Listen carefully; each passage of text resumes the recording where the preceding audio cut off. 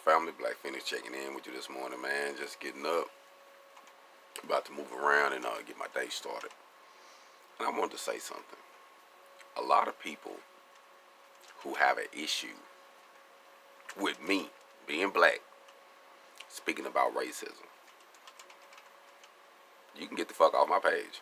You'll never have to come back. I don't give a fuck.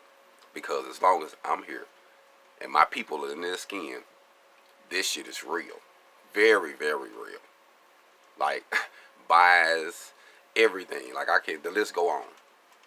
In prison,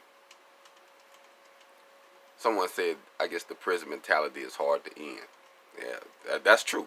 I'm gonna give you that one. That can be true. But I'm not suffering from that.